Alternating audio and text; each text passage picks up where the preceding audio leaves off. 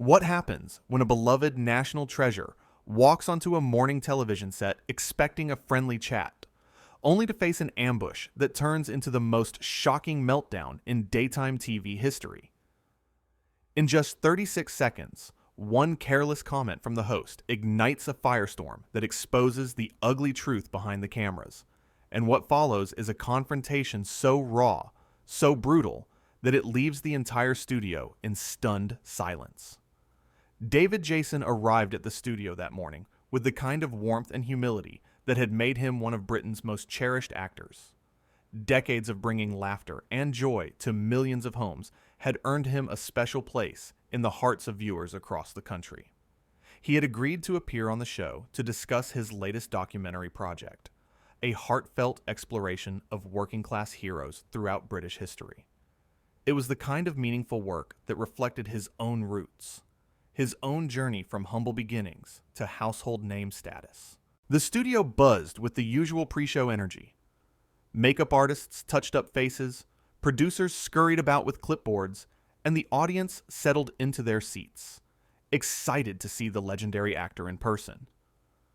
David sat in the guest chair, relaxed and ready for what he thought would be a pleasant conversation. Beside Lorraine sat two other regular panelists, Marcus and Jenny, both known for their quick wit and sometimes cutting commentary. The cameras started rolling, the theme music faded, and Lorraine began with her signature smile. "Well, we have a very special guest with us this morning," she said, her voice bright and cheerful. "Someone who has been on our screens for what feels like forever. David Jason, everyone!"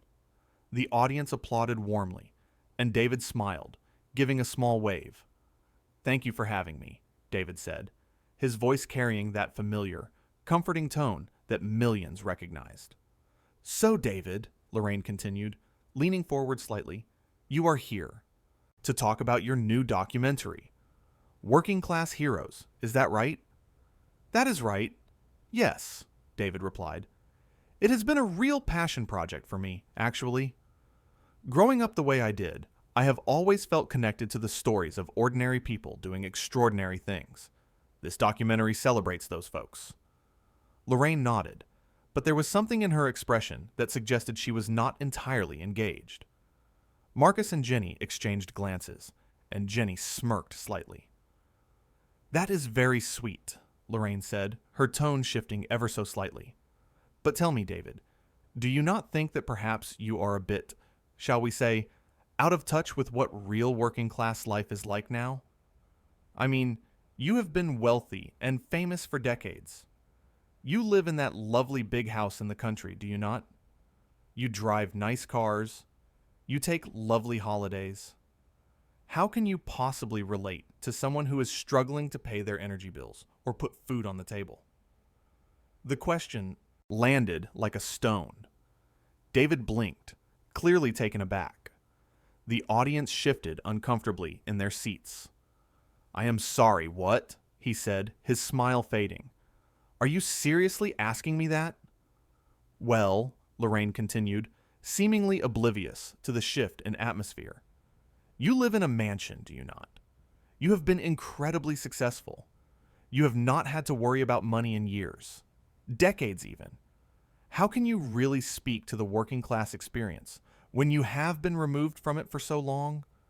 When you have been living this life of luxury?" The audience went quiet. This was not the light, friendly chat they had expected. David shifted in his seat, his expression hardening. You could see the disbelief in his eyes, the way his jaw tensed. "Removed from it?" David repeated slowly, his voice controlled but strained. "Lorraine, I grew up in a council flat in Finchley. My father was a porter. Do you know what that means? It means he carried other people's luggage for a living. He worked long hours, came home exhausted, and still struggled to make ends meet. My mother worked herself to the bone just to keep food on the table. I wore hand-me-down clothes. I shared a bedroom with my brother. We did not have holidays. We did not have luxuries. We had each other, and we had hope. I know exactly what it means to struggle. I lived it. I breathed it. It shaped who I am. Yes, yes. But that was ages ago, was it not? Lorraine said, waving her hand dismissively, as if his entire childhood could be brushed aside so easily. Things are different now. The world has changed. The economy has changed. You cannot possibly understand what people are going through today. You have not stood in a food bank queue. You have not chosen between heating and eating. You have not worried about being evicted. Your experience, as valid as it may have been at the time, is not relevant anymore. Marcus leaned in, adding fuel to the fire, his voice carrying that smug tone that made it clear he thought he was being clever. She has a point, David. I mean, when was the last time you actually had to worry about paying a bill? When was the last time you looked at a price tag and thought, can I afford this? You are completely insulated from the realities that ordinary people face every single day. David's jaw tightened. His hands gripped the arms of his chair. That is not the point. The point is that I have lived that life. I have not forgotten where I came from. I carry those memories with me every single day. Those experiences shaped my values, my work ethic, my entire worldview. This documentary is about honoring those people, those experiences. It is about giving voice to the stories that often get ignored. It is about saying that working class people matter, that their struggles matter, that their contributions to society matter. Jenny chimed in, her voice dripping with condescension, her expression suggesting she found the whole thing rather amusing. But is it not a bit, I do not know, performative? Like you are trying to stay relevant by latching onto something trendy. Social issues are very popular right now, are they not? Everyone wants to be seen as caring about the little people. Is that what this is? A bit of good publicity?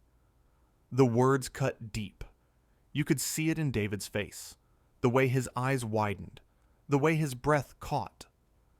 Trendy, David said, his voice rising slightly, incredulity bleeding through every syllable.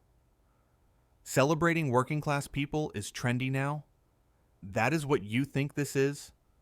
You think I am using the struggles of ordinary people? People like my parents. People like the person I used to be. As some kind of marketing gimmick? That is what you are suggesting? Lorraine laughed, a sharp, brittle sound. Oh, come on, David. Do not be so sensitive. We are just asking questions. No, David said firmly. You are not asking questions. You are making accusations. There is a difference. The tension in the studio was palpable now. The audience members looked at each other uncomfortably, and the crew behind the cameras exchanged worried glances. This was not going according to plan. Lorraine leaned back in her chair, crossing her arms. I think you are overreacting. Overreacting? David said, his voice rising. You invited me here to talk about something that means a great deal to me, and instead, you are sitting here questioning my integrity, my motives. I am questioning your credibility, Lorraine shot back. And frankly, I think our viewers deserve to know whether you are genuine or just trying to sell another project. The words hung in the air like a slap. David stared at her, his face flushing with anger. Sell another project? He repeated, his voice low and dangerous. I've been working for over 50 years. I have given everything to my craft, to entertaining people, to making them laugh, to making them feel something. And you sit there, in your comfortable chair, with your comfortable life, and you dare question whether I am genuine? Lorraine's smile faltered for just a moment, but she quickly recovered. I am just doing my job, David. Your job? David said, shaking his head. Your job is to tear people down? To make your guests feel small so you can feel big? Marcus tried to interject. Now, David, I think you are taking this the wrong way. David turned to him, his eyes blazing. And you, sitting there, nodding along, piling on. Do you have any idea what it took for someone like me to get where I am? The rejection, the failure, the years of scraping by. I auditioned hundreds of times. Hundreds. I was told no more times than I can count. I worked in shops. I did odd jobs. I struggled to pay rent. And even when I finally got my break, it was not overnight success. It was years of hard work, of proving myself over and over again. Marcus looked uncomfortable now, shifting in his seat. I am sure it was difficult. Difficult? David said. You have no idea. You sit there with your comfortable television job, your regular paycheck, your certainty, and you have the audacity to question me? We are just trying to have a conversation, Marcus said weakly. No, David said firmly. You are not. You are trying to make me look bad. You are trying to create drama, and I am not going to play along. Jenny leaned forward, her expression hardening.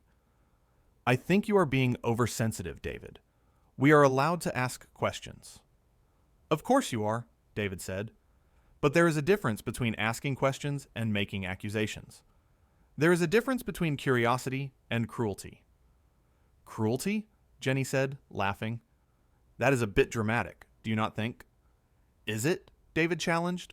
You have spent the last 10 minutes attacking my credibility, my motives, my entire life's work. What would you call that? We all have struggles, Jenny said dismissively, waving her hand as if brushing away his concerns. Do you? David challenged. Do you really? Because from where I am sitting, it looks like you three have made a career out of sitting in judgment of others, tearing them apart for sport, and calling it entertainment. Lorraine's face was reddening now, her composure slipping.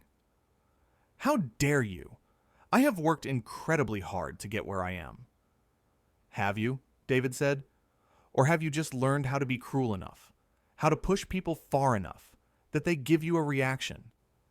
Is that the skill you are so proud of? The audience was completely silent now. Some looked shocked, others uncomfortable, but all were riveted. This is ridiculous, Lorraine said, her voice shaking slightly. You come on my show and insult me? I came on your show to talk about something meaningful, David said, his voice steady, despite his obvious anger. You turned it into an ambush. You insulted me first. Marcus shook his head. I think you need to calm down, David. Calm down, David said, his voice rising. Again. Why should I calm down? Why should I sit here and take this? Why should I let you make me feel like I have done something wrong when all I wanted to do was share something important? Lorraine leaned forward, her eyes narrowed. You know what I think? I think you cannot handle being challenged. I think you are so used to people fawning over you that you cannot cope when someone asks you a tough question. A tough question? David said incredulously. That was not a tough question. That was an attack disguised as a question. There is a difference, and you know it. I think you are being paranoid, Jenny said with a smirk. David turned to her, his patience finally snapping. And I think you are being cruel. All three of you. You sit here day after day and you tear people apart. You make them feel small.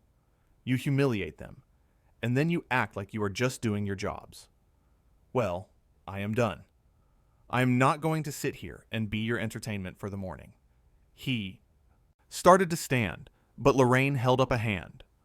Oh no, David. You do not get to storm off. We are in the middle of a live broadcast. Watch me, David said, pulling off his microphone.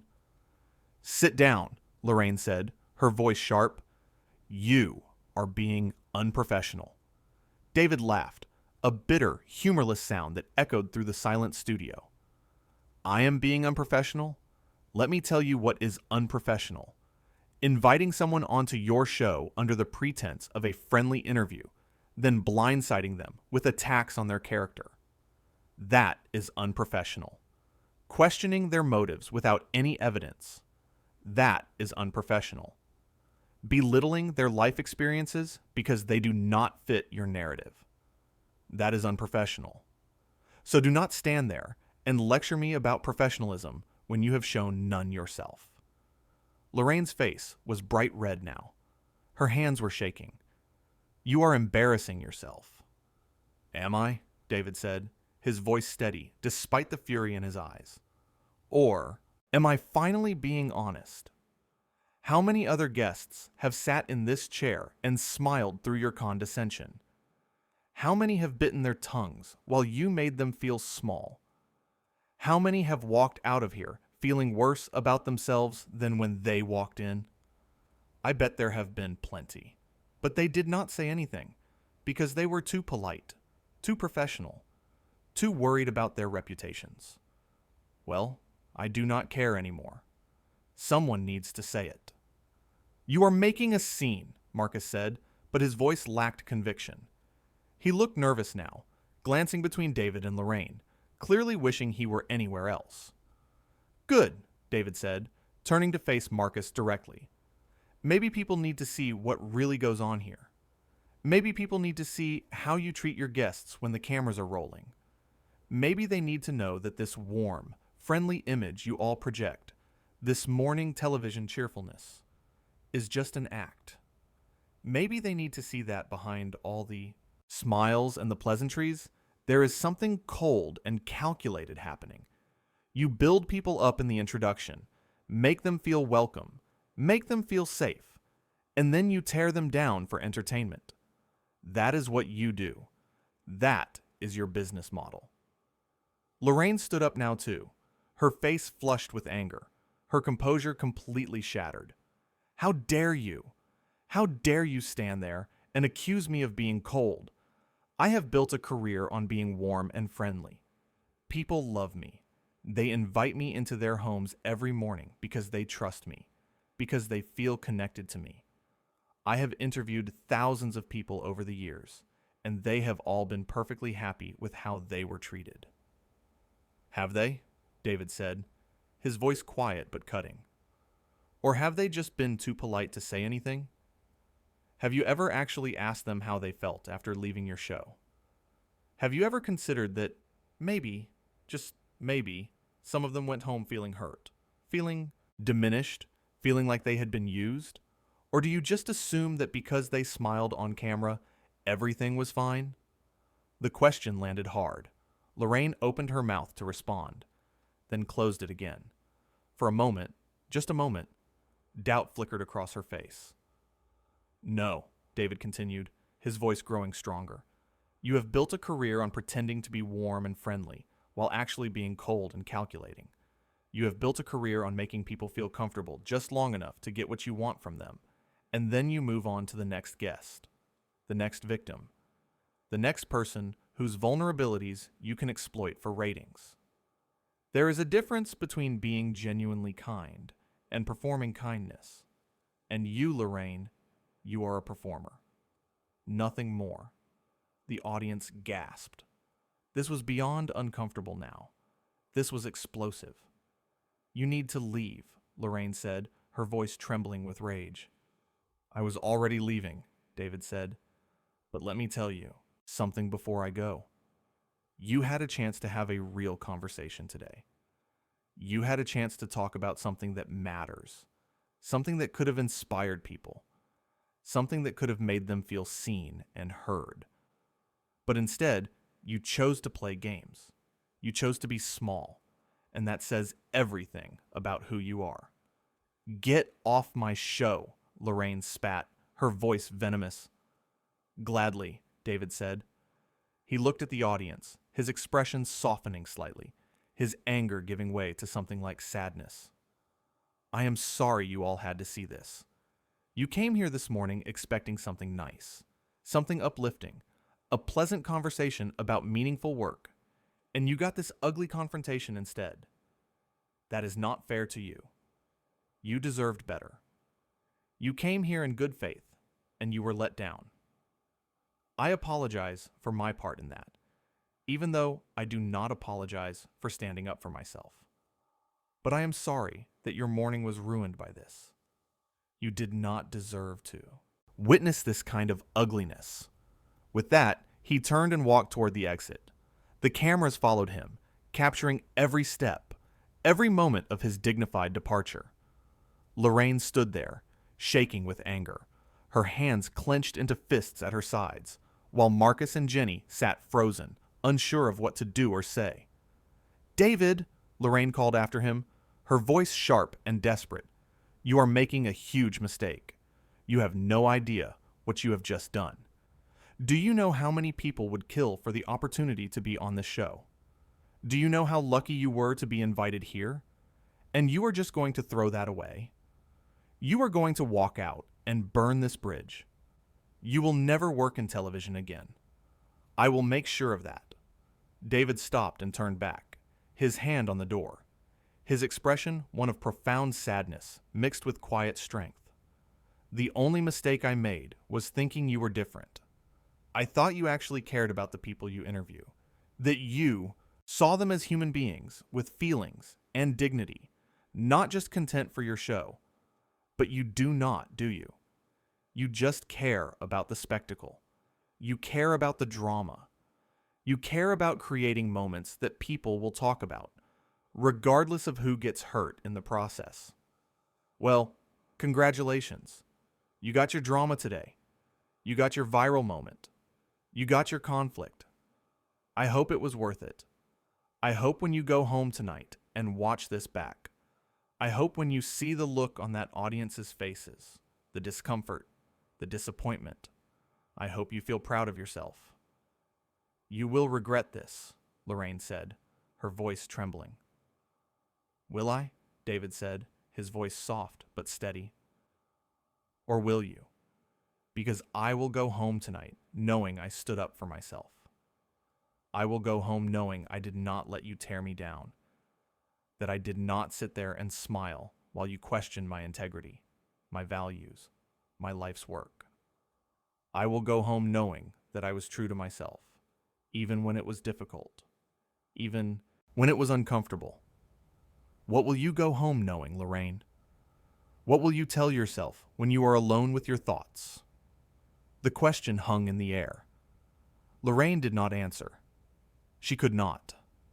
David shook his head. "That is what I thought." He pushed through the door and was gone. The studio was silent. Lorraine stood there, her chest heaving, her face flushed. Marcus and Jenny looked at each other, neither knowing what to say. The audience sat in stunned silence, processing what they had just witnessed. After a long moment, Lorraine turned back to the cameras, trying to compose herself. "Well," she said, her voice shaking slightly, "that was unexpected." But the damage was done. The mask had slipped. The warm, friendly persona had cracked, and underneath it, something cold and entitled had been revealed. The audience had seen it. The viewers at home had seen it, and there was no taking it back. Marcus cleared his throat. "Shall we, go to a commercial break?" Lorraine nodded stiffly. "Yes, let us do that." As the show cut away, the studio remained in chaos. Production assistants rushed about, trying to figure out what to do next. Lorraine sat back down heavily in her chair, her hands shaking. Jenny reached over and touched her arm, but Lorraine shook her off. "That man," Lorraine said through gritted teeth, "who does he think he is?" "He thinks he is someone who deserves respect," a voice said from behind them. It was one of the older crew members, a woman who had been with the show for years. "And maybe he is right." Lorraine spun around, her eyes blazing. "Excuse me?" The crew member shrugged. "I am just saying. Maybe you went too far. Maybe he had a point." "Get out," Lorraine said. "Get out right now." The crew member raised her hands and backed away. "Just my opinion."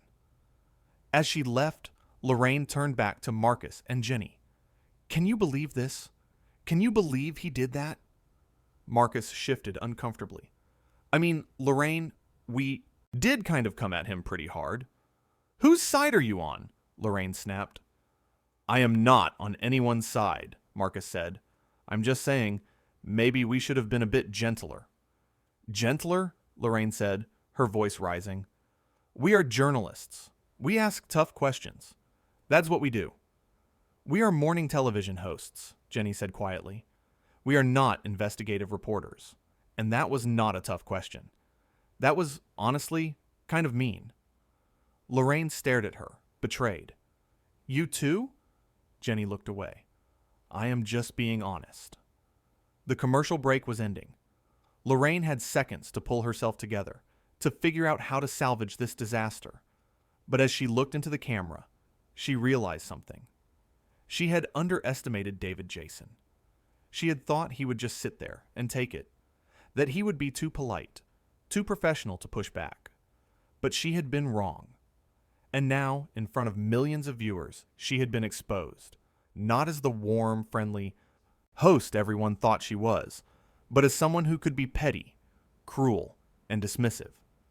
The cameras came back on. Lorraine forced a smile, but it did not reach her eyes. Welcome back, she said, her voice tight. As you saw, we had a bit of a disagreement with our guest. We apologize for any discomfort that may have caused. But the apology rang hollow. The audience knew it. The viewers at home knew it. And deep down, Lorraine knew it too. Marcus tried to move things along. So, shall we talk about our next segment?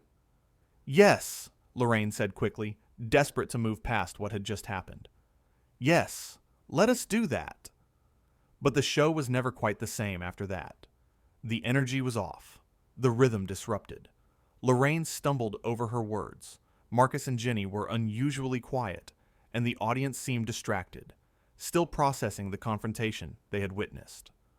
Back in his dressing room, David Jason sat in silence. His hands were still shaking slightly, the adrenaline from the confrontation slowly wearing off. He had not planned for that to happen. He had not wanted it to happen. But when pushed, when cornered, when treated with such disrespect, he had refused to stay silent. And he did not regret it. Not for a second. A soft knock came at the door. Come in, David called. A young production assistant poked her head in. Mr. Jason, I just wanted to say thank you for what you did out there. David looked at her, surprised. Thank you? She nodded, stepping into the room. Yes, I have been working on this show for 2 years, and I have seen how they treat guests. Most people just smile and take it. But you stood up for yourself. It was brave. David smiled sadly. I am not sure brave is the right word. Angry, maybe. Fed up, definitely. Whatever it was, she said, it needed to happen. She needed to hear it. David nodded. I hope you are right. The assistant left, and David was alone again. He thought about Lorraine, about Marcus and Jenny, about the whole ugly confrontation. Part of him wondered if he had overreacted, if he should have handled it differently. But the larger part of him knew that sometimes standing up for yourself means making people uncomfortable. It means refusing to play along with the game. It means saying no, this is not okay, and I will not accept it.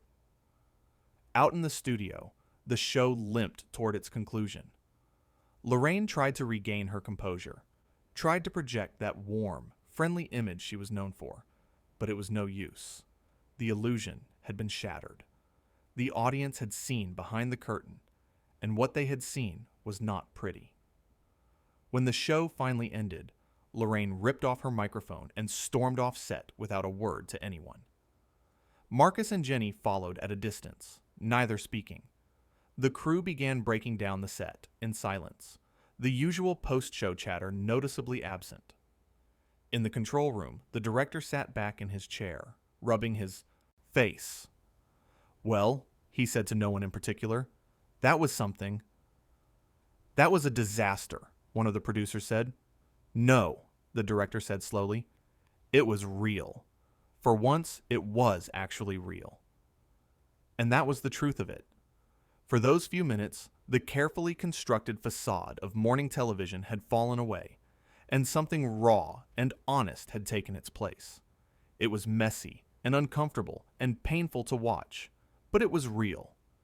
David Jason had refused to be a prop in someone else's performance. He had refused to be diminished, to be made small, to be used for entertainment. He had stood up, spoken his truth, and walked away with his dignity intact. As David left the studio that day, stepping out into the bright morning light, he felt a strange sense of peace. He had not set out to cause a scene. He had not wanted to burn bridges or create controversy. But when confronted with disrespect, with condescension, with cruelty disguised as curiosity, he had chosen himself. He had chosen his values, his integrity, his self-respect, and in that moment, walking away from the cameras and the lights and the chaos, he knew he had made the right choice. Behind him, the studio continued to buzz with activity. Phones were ringing, producers were panicking, and Lorraine was locked in her dressing room, refusing to speak to anyone. But out there, in the world beyond the studio walls, people were watching. They were talking. They were taking sides. And overwhelmingly, they were taking David's side. Because they had seen what he had seen. They had heard what he had heard. They had witnessed a man being treated poorly for no reason, and they had watched him refuse to accept it. The confrontation had lasted only minutes, but its impact would be felt for much longer.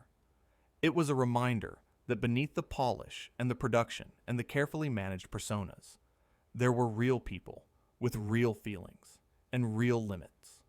And when those limits were crossed, when respect gave way to ridicule, when genuine became grotesque, sometimes the only appropriate response was to stand up and say, "Enough. No more. I deserve better than this. We all deserve better than this." David Jason had said enough, and in doing so, he had given voice to everyone who had ever felt dismissed, diminished, or disrespected by those who should have known better. He had shown that grace and kindness were not weaknesses to be exploited, but strengths to be honored. And he had proven that sometimes the bravest thing you can do is walk away from a fight you never asked for, leaving behind those who sought to tear you down, and taking with you the one thing they could never touch: your dignity.